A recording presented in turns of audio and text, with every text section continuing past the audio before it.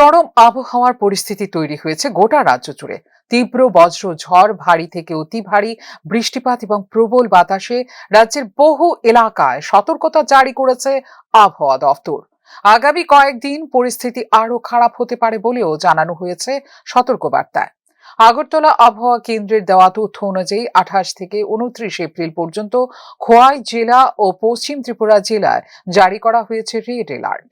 এই দুই জেলায় বজ্রসহ ঝড় ঘন্টায় 60 থেকে 80 কিলোমিটার বেগে দমকা হাওয়া এবং 7 থেকে 20 সেন্টিমিটার পর্যন্ত ভারী থেকে অতি ভারী বৃষ্টিপাতের রয়েছে সম্ভাবনা। একই সময়ে রাজ্যের বাকি জেলাগুলির জন্য জারি হয়েছে কমলা সতর্কতা।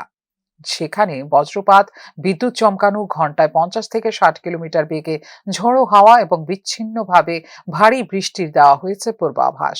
এদিকে গত 24 ঘন্টায় এই রাজ্যের বিভিন্ন অংশে প্রচন্ড ঝড় জলে প্রভাবিত হয়েছে জনজীবন।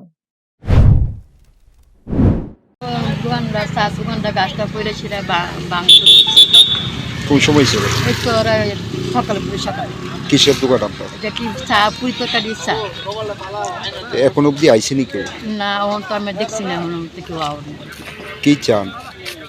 আমরা চাই হতে বলবো, আমি কিছু গরিব মানুষ, আমি যেদিকে চলি। কত বছর যাবত দোকানদারি করে? 11 বছর ধরে। নাম কি আপনার? বুলু বেগম। আবহাওয়া দপ্তর আরো জানিয়েছে 29 থেকে 30 এপ্রিল পর্যন্ত সমস্ত জেলায় বহাল থাকবে কমলা সতর্কতা। বিশেষ করে উত্তর ত্রিপুরা, ঊনকোটি, ধলাই, খোয়াই এবং পশ্চিম ত্রিপুরায় ভারী থেকে অতি ভারী বৃষ্টির সম্ভাবনা প্রবল। অন্য জেলাগুলিতেও 7 থেকে 11 সেন্টিমিটার পর্যন্ত হতে পারে বৃষ্টিপাত। ইতিমধ্যেই কাল বৈশাখীর দাপটে রাজ্যের বিভিন্ন এলাকায় ক্ষয়ক্ষতি হয়েছে ব্যাপক। সিপাহীজলা, গোমতী ও দক্ষিণ ত্রিপুরাতেও প্রভাব পড়েছে বৃষ্টির। প্রচণ্ড ঝড় তুফান হয়েছে, আর 10টা বাড়ি প্রচণ্ড ক্ষতি হয়েছে।